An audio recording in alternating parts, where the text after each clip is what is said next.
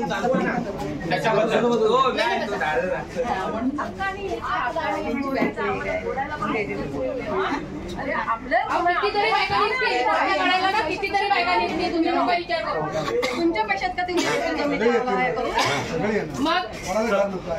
आपण रविवारी इथे सगळे उपस्थित राहिलो आपल्या घरासाठी, हक्काच्या घरासाठी।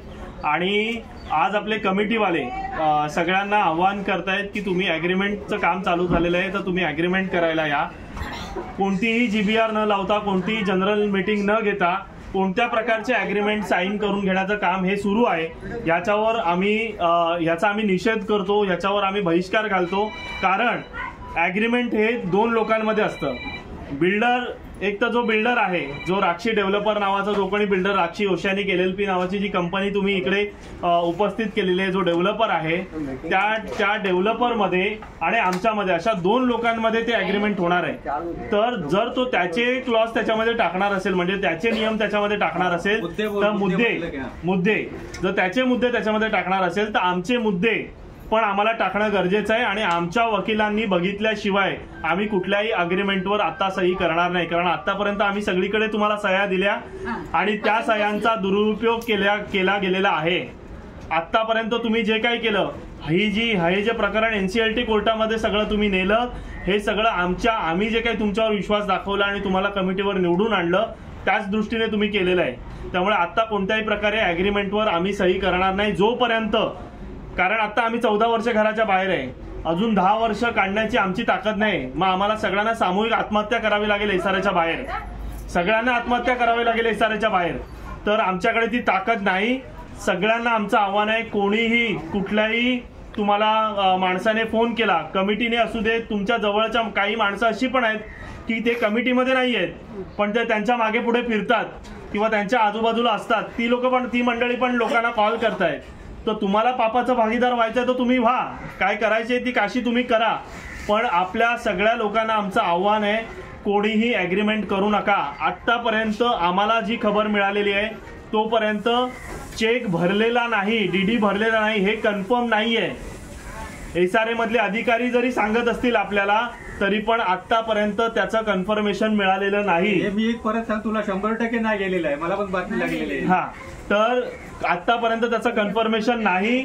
जेव्हा तो संपूर्ण भाडं तिकडे भरेल, त्याच्यानंतर ॲग्रीमेंट आणि सगळ्या गोष्टी। आता जर तुम्ही कोणत्याही ॲग्रीमेंटवर सही दिलीत, तर तुमचा विषय संपला, तुम्ही बांधील झालात या राक्षीला। त्यामुळे आपल्याला कोणालाही बांधील व्हायचं नाही। उद्या जर ह्याने काम नाही केलं, तर ह्याला काढून टाकण्याची ताकद आपल्याकडे पाहिजे आणि त्याचे मुद्दे आपल्याला त्या ॲग्रीमेंटमध्ये टाकायला पाहिजेत, लक्षात ठेवा। कारण आपण जर ते मुद्दे आपले नाही टाकले, तर आपल्याला आतापर्यंत जसं झालं, म्हणजे सनशाईन बरोबर आपलं अग्रीमेंट झालं, सनशाईनच्या विरोधात आपण काय करू शकलो, काही नाही केलं आपण, त्याच्या विरोधात आपण गेलो, 13-2 केली, सगळ्या गोष्टी केल्या, परत तोच आला, कारण आपलीच माणसं त्याला घेऊन आली। ही जी कोणी 4-5 मंडळी ज्यांना असं वाटतंय की ह्या बिल्डिंगचा 7-12 त्यांच्या नावावर झालेला आहे, तर त्यांना हे आमचं आव्हान आहे ह्या व्हिडिओच्या माध्यमातून की आम्ही कोणीही ॲग्रीमेंट करणार नाही जोपर्यंत तुम्ही जीबीआर लावत नाही।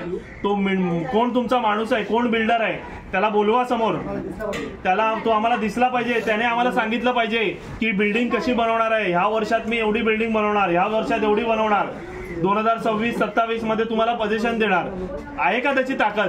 अरे 1 वर्ष जो माणूस पैसे भरायला 1 वर्ष लागतात त्याला, तो माणूस काय बिल्डिंग बनवणार आहे? त्यामुळे ॲग्रीमेंटच्या मुद्द्यावर जर कोणाला काही बोलायचं असेल तर ते आता आपलं मत मांडू शकतात। एक मुद्दा मी या गोष्टीवरती बोलतोय की हा बिल्डर जो राजेश शेट्टी म्हणून आहे, हा स्वतःच्या तोंडाने लोकांमध्ये बोललेला आहे। काय बोललाय? जिथपर्यंत SRA मला LY देत नाही, तिथपर्यंत तुमच्या जर माझा अग्रीमेंटच बनणार नाही। कमिटी कोणत्या हिशोबावरती आमचं अग्रीमेंट बनवते?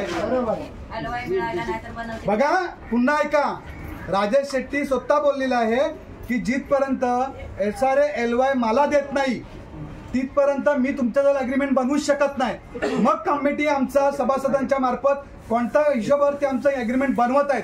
आणि जागरूक नागरिकांनी हे कान उघडे ठेवून ऐका, एवढं पण आपण मूर्ख नाही आहोत। लोक आपल्याला मूर्ख बनवते, एवढा तरी आपल्याला अभ्यास असलाच पाहिजे। आणि जर खोटं असेल तर हे सुद्धा, आता मी तर तेवढं शिकलेलं नाहीये, पण तुमच्याकडे शिक्षण आहे, बोलते ते खरं आहे की खोटं आहे? हा. तुम्हाला अजून कोणाला जर आपली ह्या प्रतिक्रिया मुद्द्यावरती मांडली विश्लेषण लोकांना सांगा जरा. तर याचा विषय असा आहे, कोण असेल त्याने बोलायला फोन केला, कोणी किसी को फोन आया कमिटी से एग्रीमेंट करने के लिए? कोणाला आलाय का फोन? खरं बोला. 3,36,000 विकले जा. खरं बोला, खोटं बोलू नका. नाही, ठीक आहे. त्यांनी जो मुद्दा मांडला की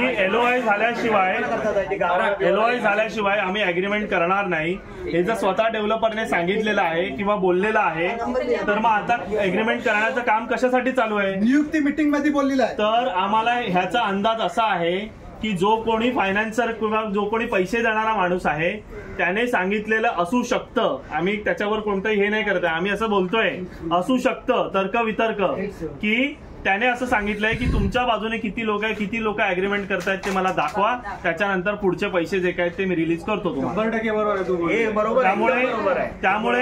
त्यामुळे आम्ही हे थांबवूनच ठेवणार. जर तुझ्याकडे स्वतःच्या खिशातले टाकायला पैसे नसतील तर तू पुढचा विकास आमचा काय करणार आहेस? जर स्वतःच्या खिशातले तुझ्याकडे टाकायला पैसे नसतील तर तो पुढचा विकास. त्यामुळे म्हणून आम्ही एखादी मीटिंग लावली किंवा आम्ही एखादा मेसेज टाकला की त्याच्या पुढेच लगेच त्याच्या रात्री सकाळी दुपार संध्याकाळ लगेच त्यांना मेसेज टाकायचं आहेच आणि त्यांचा मेसेज आलाच पाहिजे. ठाण्याकडून आदेश आहे, खूप महिन्यापासून बंद होते, ठाण्याकडून आदेश आहे. जर तुम्ही मॅसेज नाही गेला तर तुमचा पगार बंद होईल. गणपतीची सुट्टी भेट पाहिजे त्यांना, गावी जाईल साडी.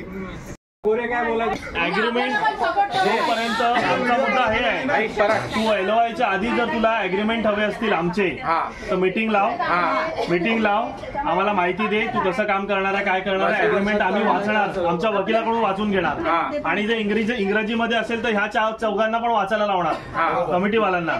त्यांनी सगळा एक शब्द त्याच्यातला सांगायचा काय लिहिलेला आहे तो. बरोबर ना? तुम्ही आहात ना आमच्या बाजूने लढताय ना, त्याच्यातला एक शब्द तुम्ही पण वाचून दाखवायचा. वाचून दाखवा. स्पष्टीकरण मराठीमध्ये असेल तर मराठीमध्ये पण दाखवा वाचून स्पष्टीकरण आम्ही करतो. पब्लिक साठी करताय ना तुम्ही, मग लपून छपून का करताय अग्रीमेंट? लोकांना दाखवा ना, लोकांना प्रत पाठवा ना की तुम्ही आम्हाला काय देणार आहे, कसं देणार आहे. आणि अग्रीमेंट करताना समोर वकील असतो, व्हिडिओ शूटिंग असते, ते तसं आहे का? तसं काहीच नाही. तुम्ही एकाला फोन करताय करून घ्या अग्रीमेंट. अग्रीमेंट नाही करायचं. नाही, आपला विषय मुद्दा एकच आहे. त्यांना पण आव्हान करते, अग्रीमेंट करतात ना त्यांनी एकदा एक संडेला इथे आमच्या इथे यावं, त्यांनी आम्हाला स्पष्टीकरण द्यावं. ते बोलतात त्यांना बोल की तुला आम्हाला पण माहिती द्या जेणेकरून आम्ही पण करू. ठीक आहे. त्यांना गरज नाही, ती म्हणतात आम्ही तिथं जायचं, तिथं आम्ही 10 मिनिटं उभे राहिला का त्यांचा ऑफिस बंद होतो. त्यांचा टायमिंग होता ऑफिस बंद करायचा. 10 मिनिटं उभी राहिल्यावर गव्हर्नमेंट आहे ते. तुम्ही जे अग्रीमेंट करताय तुम्हाला वाटतं तुम्ही येऊन आम्हाला माहिती द्यावी जेणेकरून आम्ही पण करू. तुम्हाला काय दिली माहिती, काय अग्रीमेंट केलं त्याचं आम्हाला येऊन सांगावं. पेपर समोर शेट्टीला कोणाला तरी हा बंगाली ना तो कृष्णा कुमार इथे राहतो तो.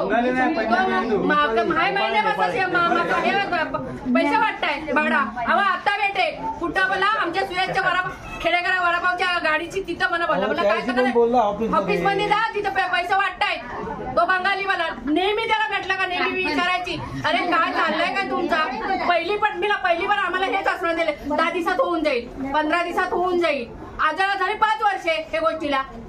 जरा 2 वर्ष लॉकडाऊन मध्ये गेली, 3रं वर्ष तर झालं का ना 3 वर्ष पूर्ण. मग तुम्ही अजून झोपल्या पुढं त्या ऑबरा मॉलच्या समोरच्या बिल्डिंगने वर्षाचे हात झालेत की नाही तुम्हाला सगळ्यांना माहिती आहे.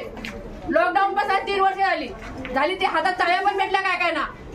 ह्यांचा अजून त्याला बिल्डर कोण येत नाही चांगला.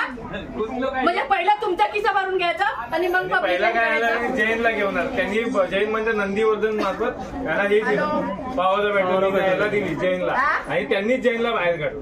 बरं ना, आता दुसरा आणलाय, दुसऱ्याला पण 1 वर्ष झालं, आता बघू कधी अरे, काम माणसाला करतोय. काकीच काम नाही. होईल काही नाही. कोमलच्या भाषेत हो जाएगा त्याचा कसा आहे, त्याचा विषय असा आहे, अरे मसाला आपलं वापरायचं आहे का? तसा विषय असा आहे की बाबा मी आल्यावर बघून काही असू दे ह्या आज जे काही हे घडतंय ना, किंवा SRA मध्ये हे जे काही काम चाललंय डेव्हलपरचं, हे सगळं तुमच्या सगळ्यांचं यश आहे. कारण जर तुम्ही रविवारी इथे भेटला नसतात तर बिल्डरने एवढा खर्च केला नसतात. बिल्डरने भरपूर खर्च केलेला आहे SRA मध्ये.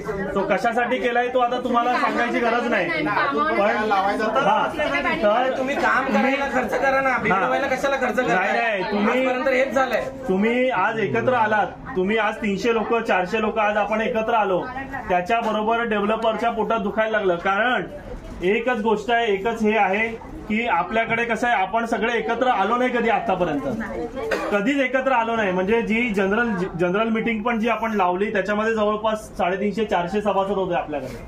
तर एवढ्या मोठ्या प्रमाणामध्ये जेव्हा रिस्पॉन्स मिळायला लागला, ती जनरल मीटिंग कॅन्सल करायला ही सगळी मंडळी कुठपर्यंत पोहोचली ते तुम्हाला सगळ्यांना माहिती आहे.